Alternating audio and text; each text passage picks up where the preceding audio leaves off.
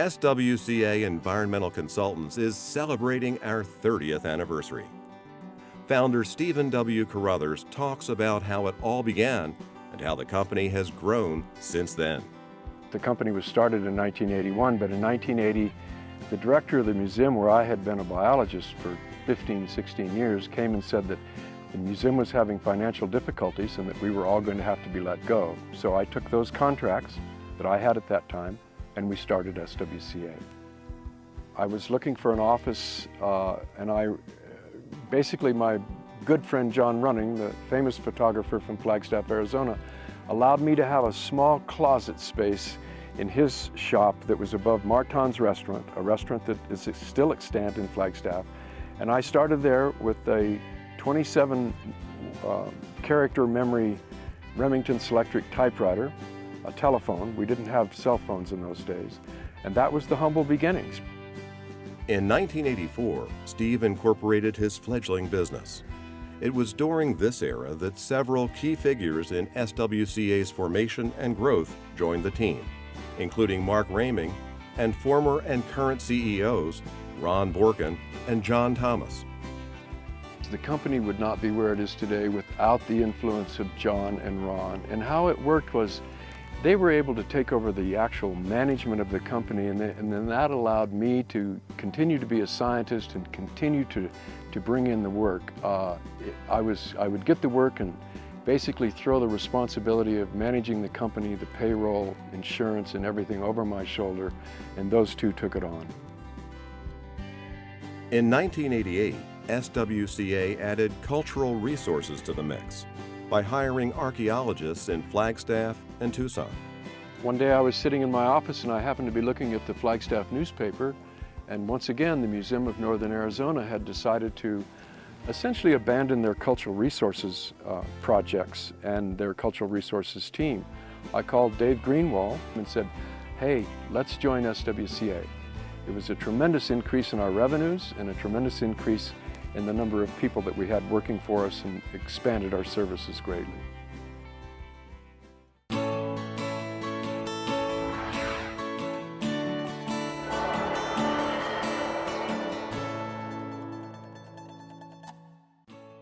SWCA expanded beyond Arizona in the 1990s, moving into Utah for wetlands work and environmental planning, New Mexico for cultural resources projects, and Texas for natural resources and endangered species work.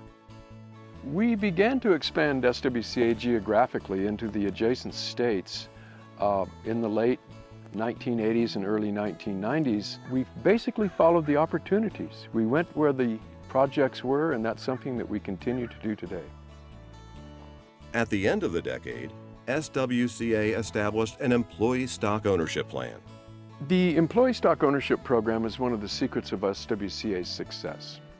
We were able to, in the late 1990s, actually in the early 1990s, we began discussions on how to transition the ownership of the company from the sole proprietorship, me, into an employee-owned company. And that is what's held the company together, and that's what's held the remarkable talent of Ron Borkin and John Thomas in the company for almost as long as I've been there. And that truly is why we did the ESOP and why we maintain that today.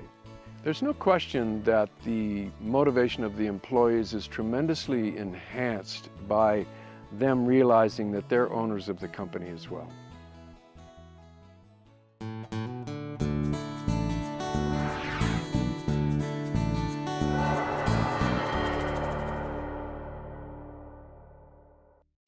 The new millennium brought rapid growth through new services and acquisitions.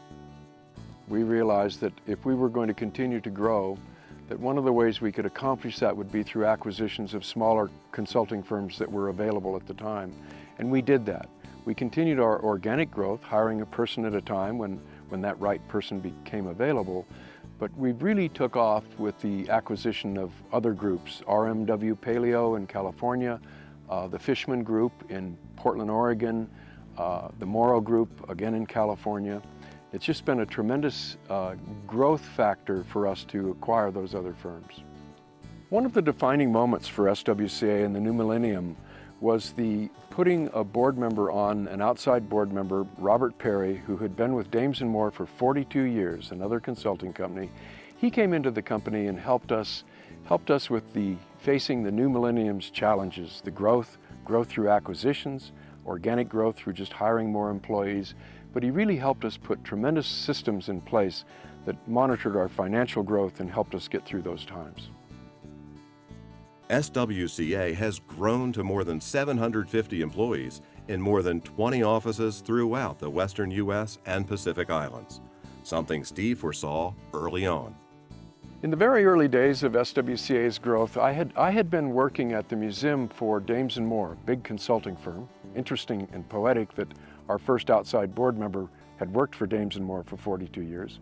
But at that time, Dames & Moore had revenues of about $90 million a year. And I looked at that and I thought, you know, we could do that. We really could. There's nothing that could hold us back. And it was fanciful thinking at the time, but guess what? We're going to be there. The SWCA strategic plan, as we map our way into the future, includes a continued growth, the way we are right now. We have an infrastructure with our accounting and our human resources. All of the basic business infrastructure that we've got right now will allow us to even double our size, and we can do that, we believe, and maintain that culture, maintain the passion, and maintain the high quality employees that we have today. The environmental challenges that are facing our world as we move into the next 30 years are substantial, and our mantra, our tagline, sound science and creative solutions are going to help us bring on the next 30 years, and I'm looking very much forward to that. With our continued dedication to sound science and creative solutions, we at SWCA Environmental Consultants not only celebrate 30 years in business, but also look ahead to the next 30 years. Happy anniversary!